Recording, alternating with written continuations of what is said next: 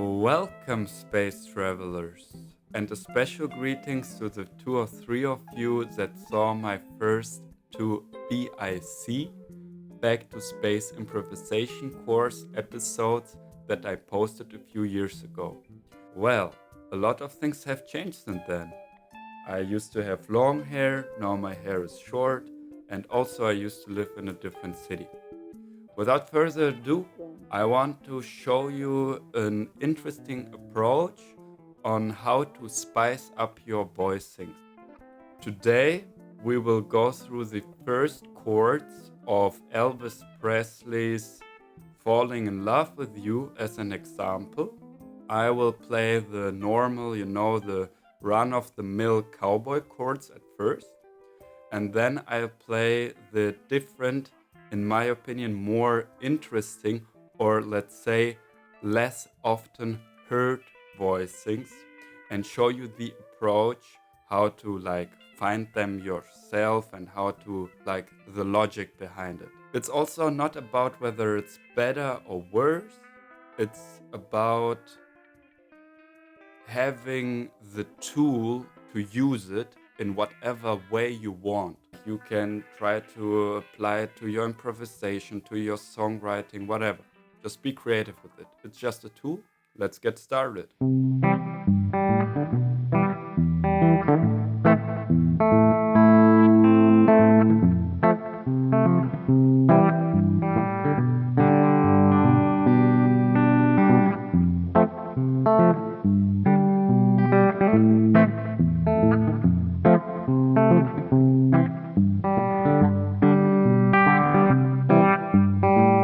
Now we've listened to the first few chords of Falling in Love with You using cowboy chords. The first chord we started with was the C major. Now we will find the C major triad starting with the root on the first 3 strings of the guitar. It's C, E, G. It's like the root, the third, the major third, and the fifth. C, E, G. Now I will show you this interesting twist. What I'm going to do is I'll play the root, the C, an octave lower. Voila! Here we have the voicing. The lesson is over. Bye-bye. Just kidding, of course. So look, here we have this voicing. The good thing is that we still keep the structure. So it's still 1, 3, 5. If we want to make a minor chord out of it, then we'll just go 1/2 step down with the third. So now we have a C minor. If we want to make a diminished chord out of it, we'll go back with the fifth while having the minor third. So if we want to have an augmented chord, we'll go to the major chord again and raise the fifth. In this next clip, I am going to show you how these same chords that we just played would sound if we play these chords only using this voicing.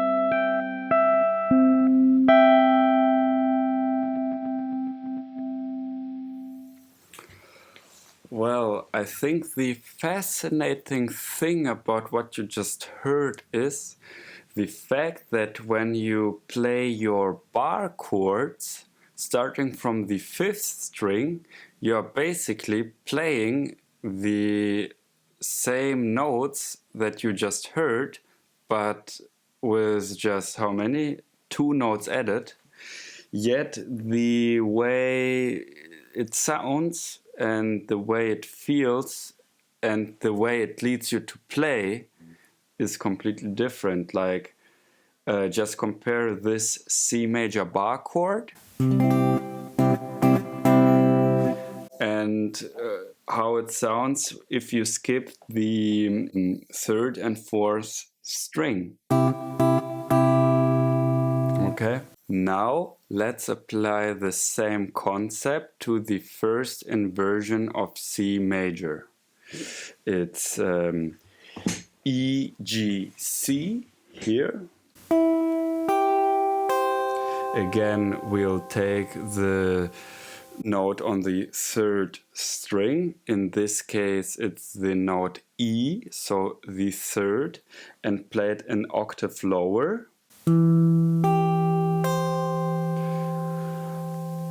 Again, if we want to make a minor chord, diminished, altered, whatever, just move your intervals in the way you need to move them.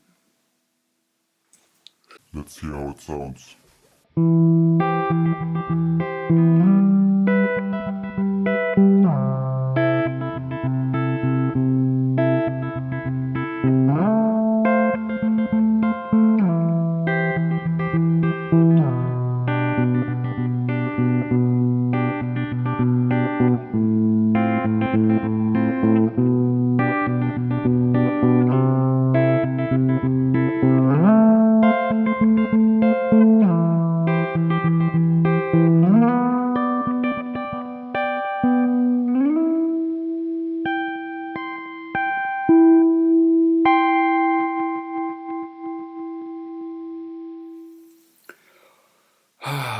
What a lovely sound. Well, as you might have already guessed, now we will go and apply the same approach to the second inversion of C major. This means that our G, our 5th, is on the 3rd string, C on the 2nd, E on the 1st, and now from the G we'll have an octave lower, C, E, the high C and E. This is how it sounds. While it's possible to be like really quick and just see, okay, C major, so C major 1st inversion, and then I'll go an octave lower and then like this, and here is my voicing. I think you already saw the problem while I tried to explain it really quickly, because if you have a lot of steps that you have to do in your mind to play a voicing, I think it's hard to use this voicing like on the run, on the go. Especially with the 1st and 2nd inversion, I try to visualize my root. Let's stay with the C major, for example, and when I think about these voicing in the context of like playing, you know, when I play these chords, I guess my mind is, I just can't remember stuff, so I have to write shit down, you know. If I know that my 5th is here and I just know the way the voicing looks, I just know, okay, here I can play this voicing. It's just easier for me to play like this on the go, on the fly. But maybe it's different for you, it's just a thought.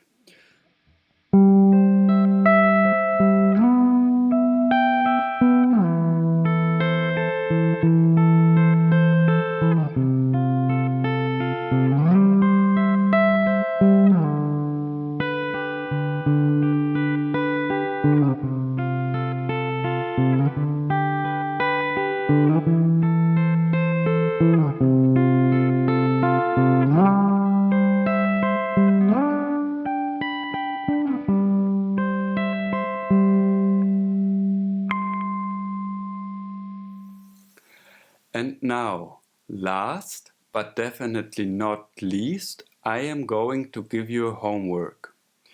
In the next clip, I am going to play this Falling in Love with You chords again, starting with the C major in the root position and going to the E minor. I'm not gonna slide again like I used to, sliding around, you know. Instead, I'm going to search for the closest possible next voicing of the E minor from this position, from the C. So in this case, C minor, C major, E minor. Just one note difference. And then next chord A minor again, and so on. Just as little movement as possible. And you can see and look in my next clip and copy it. And then your homework is to take the same approach, to do everything as close as possible, but starting from the first inversion, and when you did this here, you'll start with the second inversion. So this way you can test if you are fit in seeing in just how good is your fretboard visualization, and how good is your voicing knowledge of these voicings and everything. Just do it, and I'm telling you, you'll get a benefit out of it. Thank you so much for watching, and I hope you'll see me again, because you know I can't see you. Bye.